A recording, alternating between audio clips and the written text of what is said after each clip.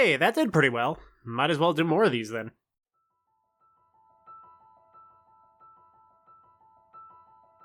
It's kind of hard to talk about Celeste considering how well covered ground it is, and that's mainly because this game is absolutely fucking amazing in every conceivable way. Stunning pixel art graphics, wonderful music, an actually engaging story, and controls so buttery smooth it's like you drowned a baby in canola oil.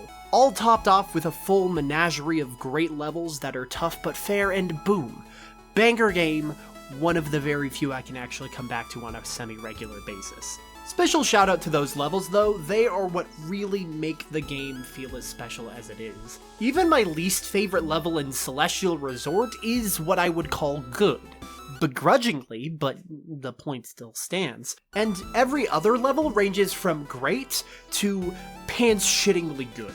Old Sight is this atmospheric dream level that adds one really interesting obstacle into the mix that can be approached from a lot of different angles, while also introducing the main conflicts of the game, namely battling. Summit is this wonderful culmination of everything the game has thrown at you thus far, all mashed together into one final marathon of a level that's super gratifying to finish. Golden Ridge is an incredibly fun level that throws a ton of really interesting gimmicks and obstacles at you and forces you to be fast on your feet, as well as ending in a really touching scene with Madeline and Theo.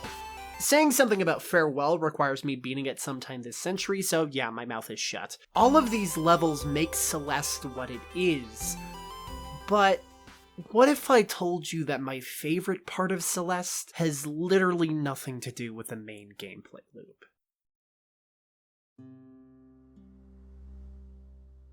This little scene directly before Reflections is my favorite part of Celeste. Weird, right? In a game full of fantastically designed platforming, it's the little 20-minute at most intermission that really resonates with me as a player. Well, I think it's because of all of that great platforming that this entire scene works. You see, as I mentioned earlier, Celeste is a game with a story, and what Celeste does is it makes that story good. Shocking in a 2D platformer, I know. It gives meaningful development to Madeline, introduces characters that occupy more than one dimension of characterization, and also there's a bird.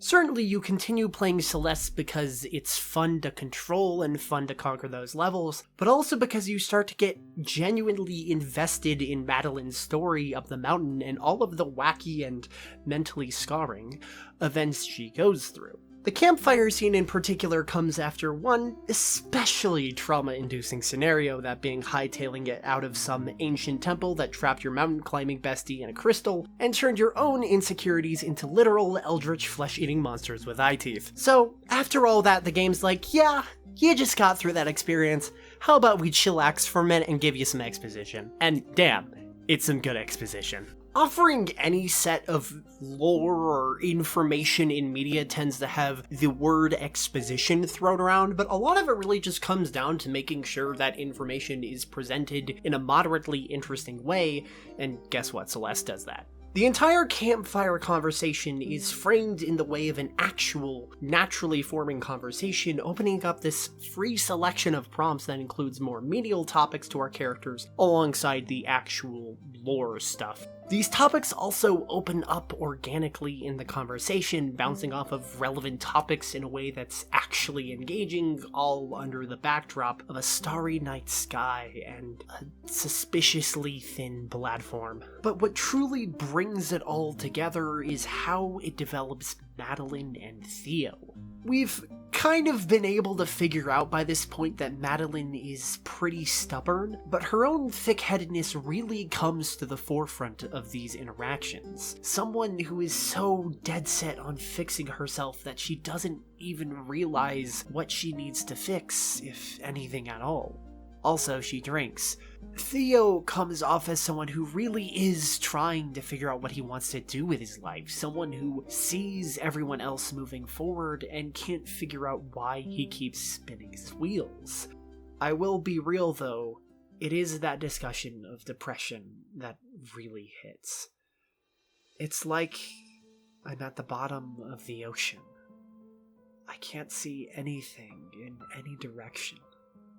It's claustrophobic, yet I feel exposed. I remember feeling normal, but now it feels just out of reach no matter what I try. Then again, I was probably always messed up. It just took something hurtful to bring it out. Full disclosure, I have depression. I take antidepressants. And this is far and away the best way of describing depression that I've ever seen. Sometimes it just feels like you're being crushed from every direction. Sometimes it just feels like you have no idea where to go and how to move forward. Sometimes it just feels overwhelming.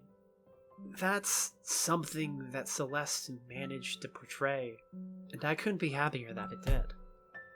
Obviously, I'm not saying that the rest of Celeste doesn't compare to this scene, because it totally does. This game is amazing and everybody knows it. But something about this section makes me want to keep coming back to it, even if Reflections as a level ranks relatively low for me compared to others. Through this section, I really get to know and learn and relate to Madeline and Theo in a way that games rarely get to touch on. Sometimes you just have to talk about your feelings and, well, take a break. Yeah, I really need to learn how to write endings.